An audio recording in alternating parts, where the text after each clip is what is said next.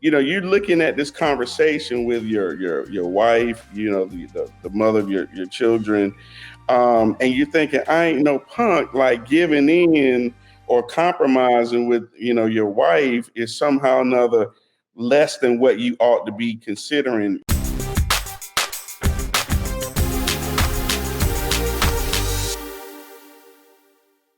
What's going on, guys? Welcome to another edition of Dads on Purpose, the podcast. I'm your host, Josh Ashford, as always with the big homie, Kev. How you doing, man? Doing good, doing great, brother. How you doing today? Man, I'm fantastic, man. We got Chris Respass, Pastor Reverend Brother. Yeah. Mr. Morehouse. Come on. Christopher J. Respass. How you doing, Chris? I'm doing good, guys. Thank you. So glad to be here to chop it up with the brothers. I'm glad that for y'all that are just tuning in, y'all didn't hear beforehand, but Chris had some technical difficulties and he had to switch locations. So I'm glad that he's not buffing in and out. hey, not switch Wi-Fi, the whole building. The whole location. Yo, if y'all can't tell, man, this gonna be a fun one until y'all hear the topic. Yeah. So last week, man, after we recorded, Kevin and I, we were kind of talking about, the holidays and things coming. And it really got me thinking about this whole concept of like Christmas and compromise and who's going to go where. And so, I just want to title this episode, I Hate My In-Laws. Caveat, I don't hate my in-laws. Right. I love my in-laws. You guys are fantastic. Don't stop inviting me over. But look, man, when it comes to, I think it's important when it comes to the whole family dynamic and all that stuff, man, understanding what you're getting into. Mm-hmm. And I think that's a lot of the issues of relationships is how much influence families have on each other. Mm-hmm. And so that's kind of really where I want to start the conversation. Just about like what does it look like in y'all's families as far as the holidays and how do you compromise? Because I know that was one of the big, I don't want to say hiccups, but when I got married, it was like, okay, well, whose house are we going to? The first year we tried to go to both families on Thanksgiving and on Christmas, and one, I was full, and two, I was tired. Yeah. And so it became like, okay, we're gonna switch every year, and I just want to know, like, how do y'all do it in y'all's household? Yeah. For me, it was the same way. Like, actually, in our household, ours started with a newborn. Okay. So for us, we got married, baby got here.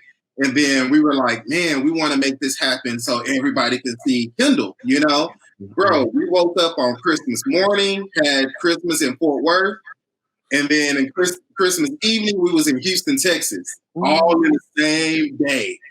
And then... a 4-hour drive. Yes, sir. We was making it happen, but that was probably... I don't encourage anybody to do anything like that. Don't try to do that. But for me, in my heart, I was like, oh, the family want to see Kendall. This is Kendall's first Christmas. We want to make sure she gets everything, that she sees everybody. But after that, we had to start having some real conversations on what does the holidays look like for us.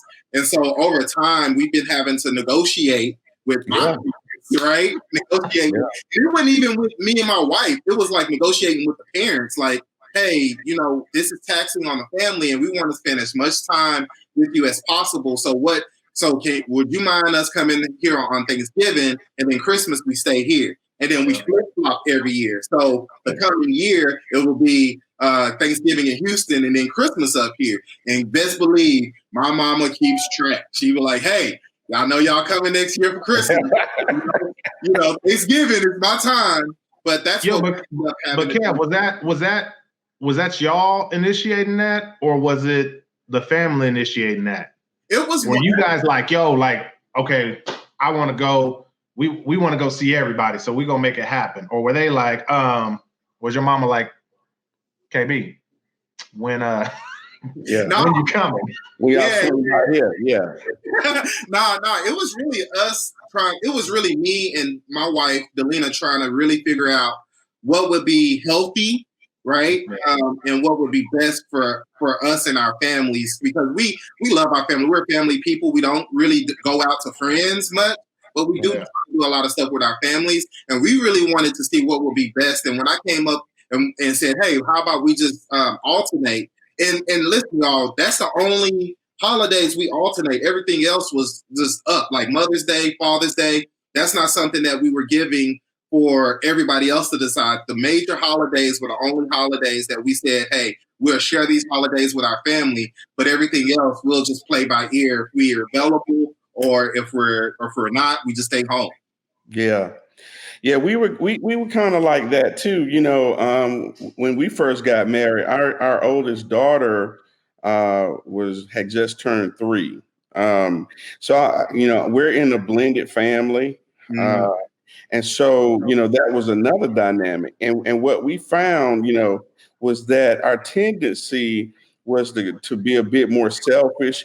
Kind of like that whole transition, between, you're married in actuality, but it's almost like my mind didn't catch up with my reality. So it was like, I've got a wife, I've got a daughter, but I'm trying to cram them into my rhythm. You know what I'm saying? So this is how I do Christmas. Yeah.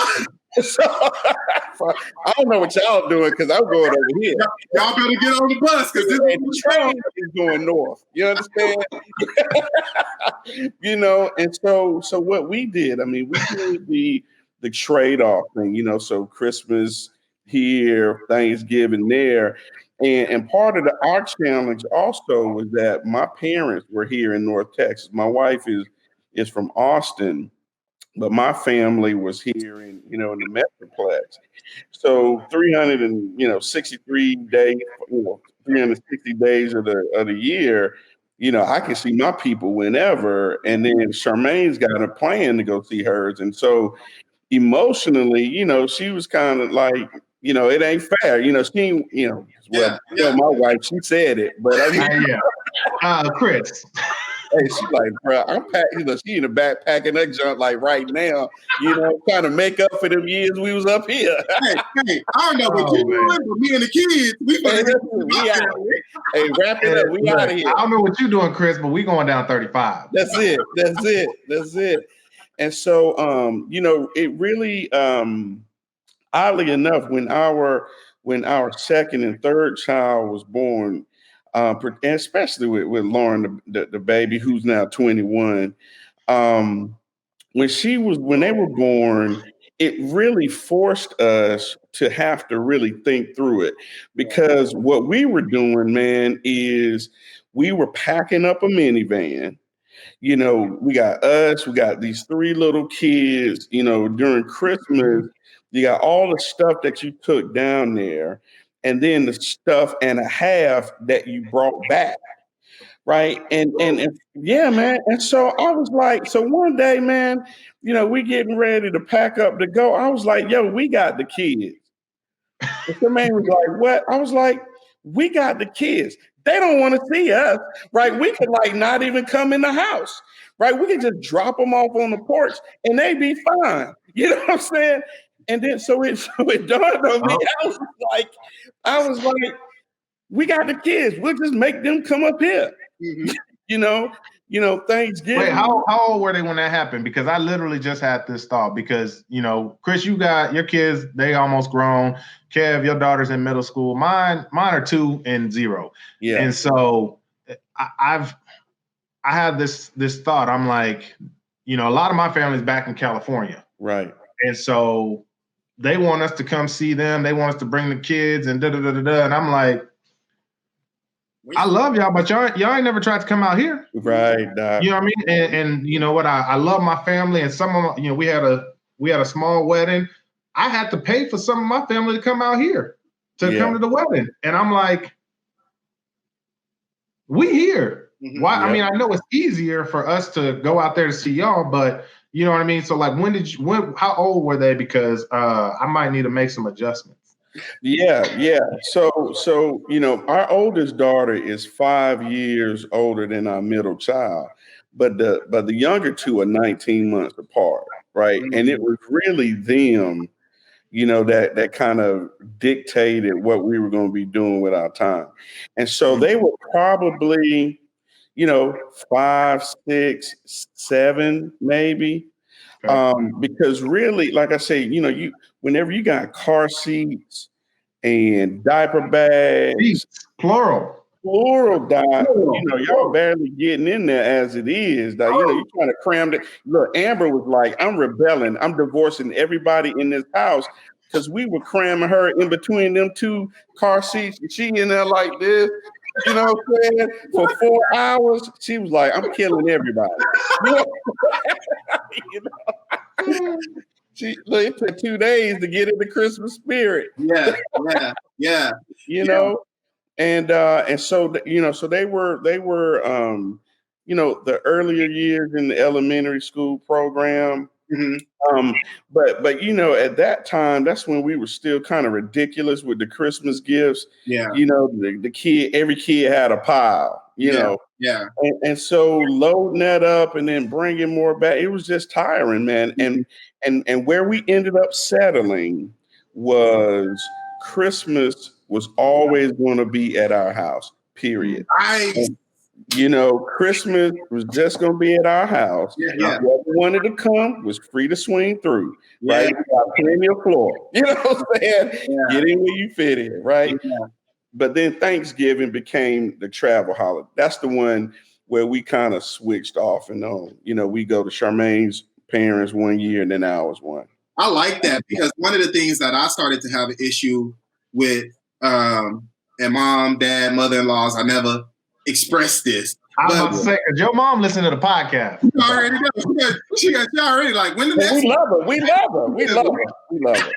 But one of the issues was that I started feeling internally was, man, Kendall never wakes up and have her Christmas morning. Doesn't make sense because we were always packing up and going somewhere else. So her Christmas morning was always delayed. But eventually, especially when we were here celebrating in Fort Worth, we made sure she had her Christmas morning before we did anybody else. And so that had became one of the bigger, and I love what you said, Chris, was like, hey, Christmas is here. And like, if you guys want to come through, come through. If not, and then taking that Thanksgiving and making it an alternative, which is, I never would have thought of that. And that's a nugget, brother. I mean, fathers, if y'all listening to this, that's a good nugget because when you think about the Christmas surprise and, setting out the gifts and watching your kids, open up the presents. Like I even think about my childhood. It was open up the presents and play all day. And when you become older, you want to see your kids to be able to do that. But you can't do that trying to fulfill your obligations to everybody else. So, yeah, man, I really love that. Like, hey, man, Christmas is here. And if you guys want to come through, come through. But that was one of my concerns as Kendall got older was, man, she never had that Christmas morning where it was her Christmas morning and then she could have the whole day to do whatever she wanted to do. Yeah. And I think, Kev, one thing that we probably, we're dancing around it a little bit is the question of what tradition are you trying to establish with your family? And so, because that was behind the scene, it was, we were bringing our kids into our traditions, right? But they needed to have their own, right? And Charmaine and I started thinking about, when they grow up and come back, what's going to be the stories that they tell? Yeah. Right? They won't have the story of, we were at our house and we opened the presents, just went outside, started playing. It would be like, we had to open our stuff and then pack up and go down to grandma's house. And we love grandma. We love Peepaw, right? We love Nana and Papa, but they needed to have their own tradition. And what I was finding is we were really tolerating everybody else. And we were frustrated because we couldn't really do our own thing as our own household. I like that. You know what I'm saying? Yeah. Is that so? I don't know the right way to phrase this, especially since my wife then came downstairs and so she listened. And she don't usually listen to the podcast, so I got to watch what I say. But you're like, I want to hear this one. I want to hear this. No.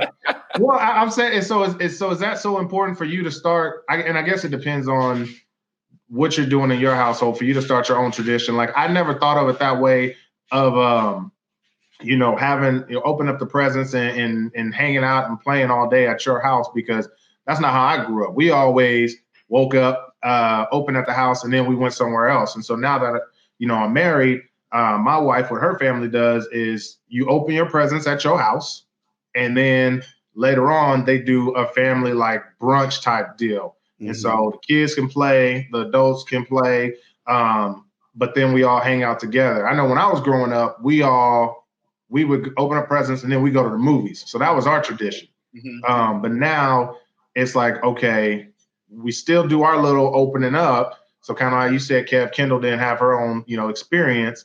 We open up the presents, we do the stuff at home, but then we go meet as a family and spend the rest of the day together. And so I'm like, I guess I wonder, is it so important? I don't know. And I guess it's a personal thing. Is it so important just to hang out all day and do your thing? Or I think traditions are part of legacy, right? Because it's something that you do on a consistent basis that it carries on to, throughout the generations. Like, even when I think about my parents, like, the reason why we do Christmas the way we do Christmas is because of the way my parents raised up. Like, man, put the Christmas tree up, decorate the Christmas tree, make the house look nice and warm and welcome. That's a part of tradition, right? And so even though we're talking about one day here, being Christmas, there is a whole tradition that goes into leading up to that one day. And then I think, even like thinking like a blended family, you got to figure out how to blend your traditions together, because I know my brother and his wife, like, they open up gifts at midnight. We were never allowed to open up gifts at midnight. So we got to get one at grandma's. One. Yeah, that's it, right? One. And those are traditions that, to me, that helps the family. It's not something that we do so we can protect our family, but it also helps the family to grow. And I always teach my teen fathers, like, hey, what traditions are you going to set in your house so that your whole family, like your immediate, like you, your girl, and your kid can start celebrating these things in certain ways. And so for some people, it's meant, they used to having big Christmases and the family being together and all that. So I think it's important that we do come up with some traditions, even if it's different from your family, but it's something that's better for you and your wife. Does that make sense? It might not be the tradition that your parents or that you're used to, but the traditions that you're starting to develop is better for your family to feel loved, to feel happy, to feel, if that makes sense. So for me, at the end of the day, us alternating and going to Houston every other Christmas has almost became our tradition, just because of what we've allowed to happen. And so, like, now it's like, if we miss a Christmas, like, hey, are we going to Houston?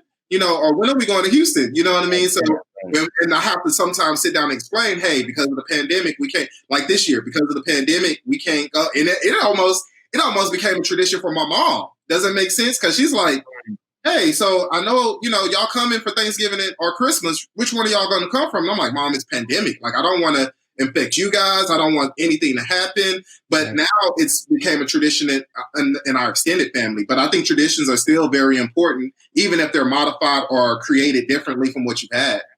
Yeah, I think that's great insight. Because these holiday traditions really are an extension of our marriage, right? Mm-hmm. And so part of that gelling is is figuring this out. And Josh, I don't think it has to, like Kev said, I don't think it has to mirror what you're accustomed to. So we can take the shackles off in that regard and just develop something that works best for our family. Mm-hmm. And talk, with the topic of the podcast, or at least the title anyway. What happens is sometimes unintentionally we allow our extended family to tyrannize us, right? Mm-hmm. So we haven't even talked about what we think they're gonna say. Yeah. or what the expectations that they might have, never communicated it, never said it, but we're making decisions because we think this is what they're going to do. Right. And so we find ourselves as adults with children still somewhat behaving like an adolescent, because we're trying to navigate, the anticipated tension coming from our family members, right? And so for us, it was like one of those defining moments. Like, we are grown; these are our kids.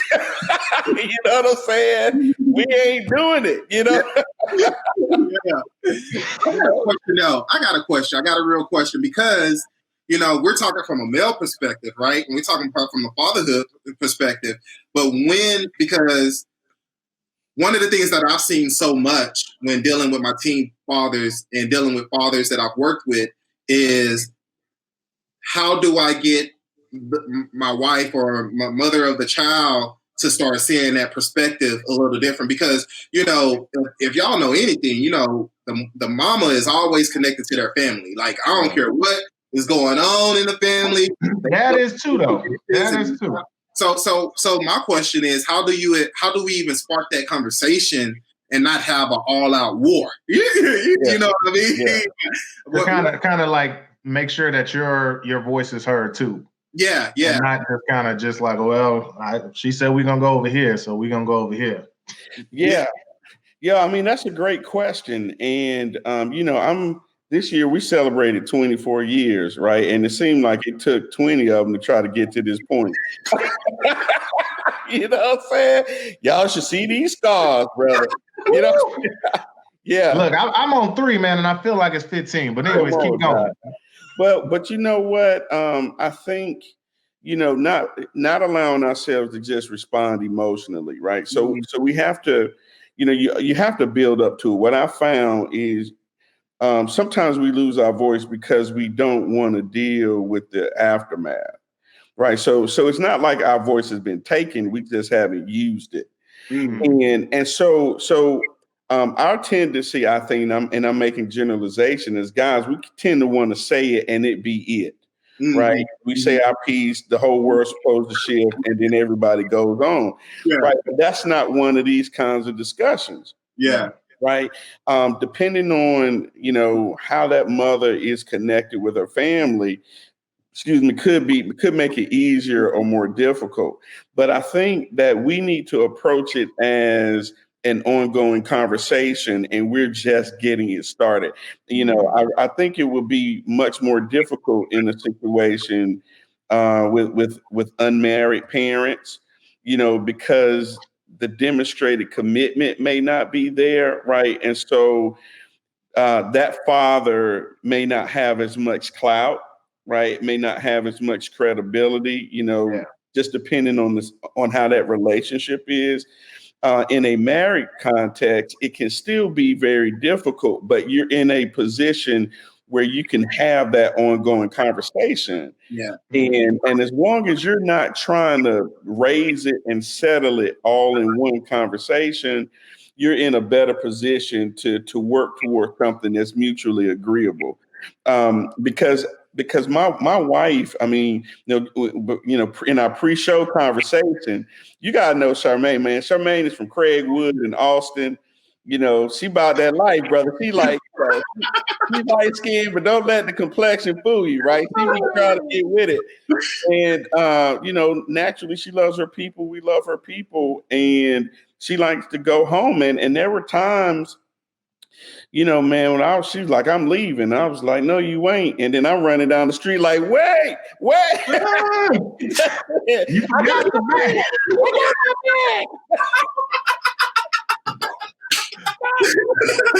Hey, they asking, why y'all showed up in 2 cars? Oh man! Hey, but Chris, how did you? Hold on, I gotta stop laughing. I'm trying to get back to it. How did you have that conversation though, man? Because again, Charmaine is strong-willed. That's the word we're gonna use. Yeah.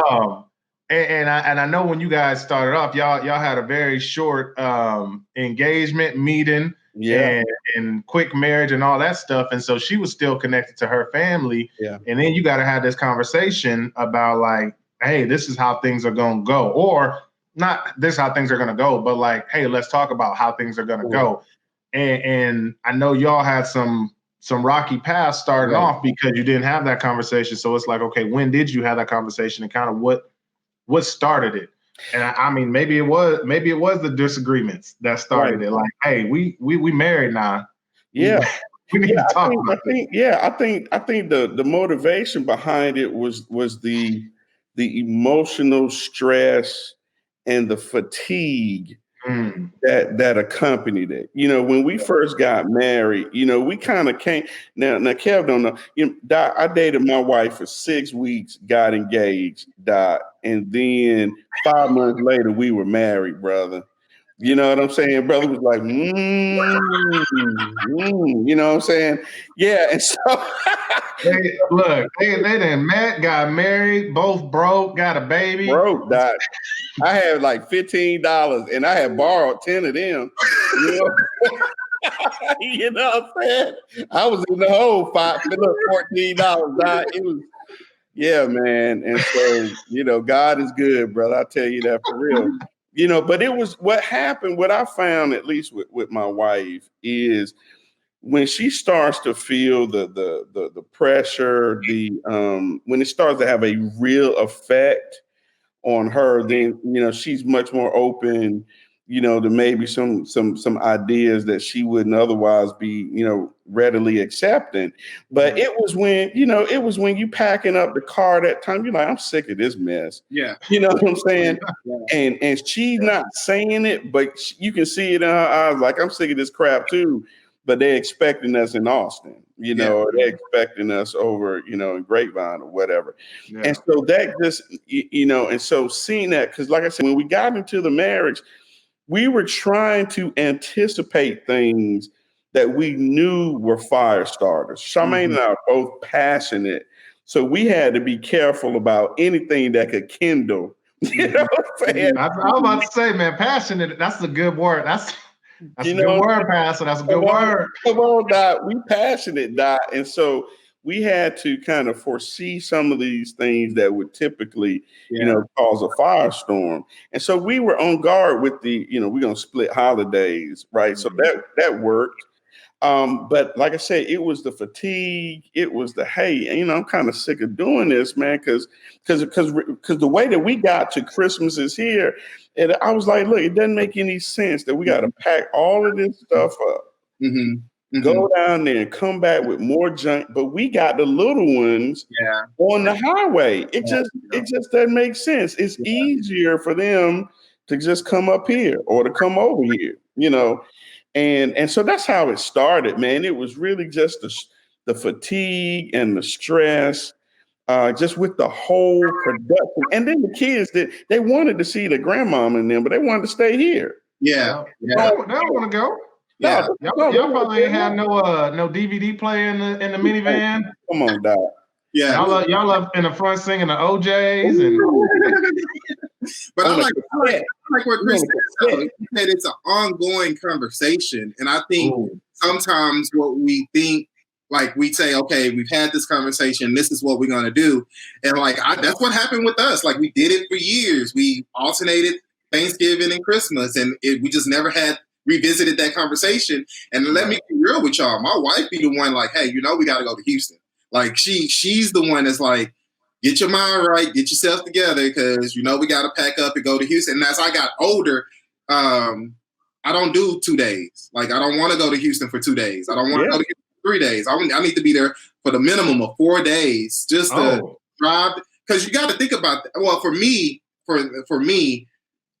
I got to drive down there. By the time I get down there, I'm a little fatigued for driving, you know. And then just now getting and my mom and dad don't require a lot from us. But the hangout is just too short. Like as soon as I get comfortable, it's time to pack up and go back. So as I gotten older, it doesn't make sense for me to drive down for a day or 2 days. And so those are the conversations. And watch this. Yeah. Those are conversations that we're having now. Like hey mom, I'm working retail right now, so I could come down there for Christmas, but I got to turn around and come right back up, and it doesn't make sense for us to do that. So I think that ongoing conversation and trying to make the tradition healthy for your family is something that we can also embrace and encounter, and even think about other holidays to share, because that's what I got out of Chris. He was like, hey, Thanksgiving is ours, but Christmas is ours, but Thanksgiving we'll give away. And so we even thinking about Mother's Day or Father's Day or Easter, those other holidays where we can kind of share through the family and not necessarily having to share these specific holidays that we want to create traditions with. Yeah, that's it. I'll share this. This year was our first Thanksgiving that Charmaine and I spent it apart. And and so Charmaine's mom had been ill, and normally we ride or die, right? Like, we go together. But this was a new experience for us. Our younger two are, as Josh said, adults are getting there. They think they're grown anyway. They still need lunch money. Yeah, that's it, right? One of them still upstairs, But Lauren had to work the day after Thanksgiving. And so I was like, yeah, I know they're grown, but I just really don't want them here trying to figure out Thanksgiving with both of us in Austin. Yeah. And so she naturally wanted to go check up on her mom. I did too. But now this having the kids took on kind of a different, spin. It was a different look for us because, they're older. They can fend for themselves. But is that really how you want them, eking out this Thanksgiving? And so at this point, we were able to work through it. To my surprise, it was not as emotionally engaging as it was when they were younger. And so I guess, there's some other, we got a couple decades on y'all in terms of the age of our kids, just a couple, but, sometimes, these things take on a different turn because now my oldest daughter is married. And so now we are the parents who are like, are y'all coming over here for Christmas? So now we swap hats, and now, I had to, Charmaine and I, we had to have a different discussion. It's like, hey, she's married.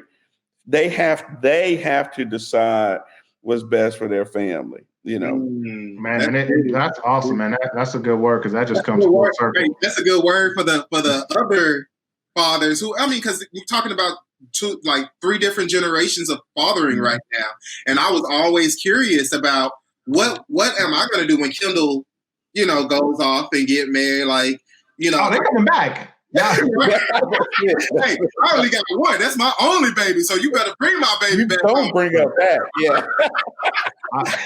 But even having to think along that lines, like when they get older, what does that? Because we know, and that was sometimes that's some of my question. Like, man, my parents had to deal with this too. Why they trip? You know what I mean? Right. But even having to think along that lines, like as we matriculate in age and the family starts to mature, what are the traditions and what are the plans that we're going to have in place at that time? So that was really good, Pastor Chris. I thank you. I put that in my heart. Hey, and we're still trying to figure that out too, bro. I mean, it's a joy to to get them married and gone and on somebody else's payroll. That part of it is amazing. Get them gone and on someone else's payroll. That's it, Doc. But you still can't wait. Huh? Can't wait. Oh, come on, Doc. You better get used to it first. Look, we're looking at dance classes. Ooh, hey, I've been there, Doc. Come on. Anyway, man, look, we got to get out of here because we about to go down a whole different other path. Chris, you got parting words, man. You said that, I was like, Yeah. You know what? Yeah. That's how I feel. Chris, you got parting words for the people, man, for the dads out there trying to really navigate this whole thing as far as like compromising it and making it work for you and your family. But, the extended family too. Yeah, I mean, I think that's it. For the dads out there, it is a compromise. And I know this is not going to be the most elegant word, but this is what I found myself thinking when I was at that point trying to navigate this. And it was, I ain't no punk. Right. And so there's that part of you that you're looking at this conversation with your wife, the mother of your children, and you're thinking, I ain't no punk, like giving in or compromising with, your wife is somehow or another less than what you ought to be considering, as a father, as a husband. What I want to say is you can do it and approach it differently, right? Just approach this thing as a long-term solution that you're just embarking on how to fix what feels like a problem, but is really just the transition of your family. And as these brothers have said today, that's gonna be the opening trailer right there. Come on, man. That's the opening trailer. Yeah, it is. It's the transitioning of your family and prioritizing your house, right? The extended family is still there, but there becomes this point where you prioritize your household, but you got to do that with your wife, right? So just enter into that conversation, whatever time frame it takes. Stay patient, stay diligent, and choose the battle, right? So to lose your family and be split up just because you didn't want to bend this year, it's more than you really ought to pay, on this particular issue. Kev, what you got, man? Man, it's always for me about the kids. Think about what your kids are experiencing. Think about what you want them to experience. And start from there. Like, I think traditions are great, but what do you want your kids to experience through that tradition? What do you want? Because I think sometimes we always think about us. Like, we're thinking about us, how my mama feel, how I'ma feel. But let's start thinking about how our kids feel through the situation. Like Chris said something very important. Like, I'm rotted out. I always grew up seeing my parents going separate ways during the holidays and stuff. So for us, it was ride or die. Hey, wherever you go, I go. But then I started having to say, okay, what about Kendall? How's Kendall's experience in all of this? Is she okay with what we're doing? And believe it, her opinion counts. So always think about what your kids are thinking, doing, and feeling as you're making these decisions, because it does have an impact on their longevity of what tradition looks like for these holidays. And if anything, y'all, go follow my boy Chris on Twitter. Y'all see his tag at the bottom. If you like what he's saying, make sure you go and connect with him, as well as me. If you like what you're hearing, what I'm saying, follow me on Instagram. I got to put them plugs in, bro. Yeah. And like, he wasn't even subtle about it. He was just like, "Hey, y'all go follow me." Hey, man, and that's about it, man. You guys said it all. I appreciate you guys for being on here, taking the time out here. Appreciate everybody out there in internet land for listening. Y'all like the podcast, subscribe to the podcast, leave us reviews, because we need them reviews, man, so more people can get the word out there. We can really just keep on continue to feed everybody out there with these good words, especially from Pastor Respass. Take care, y'all. We'll see y'all next week.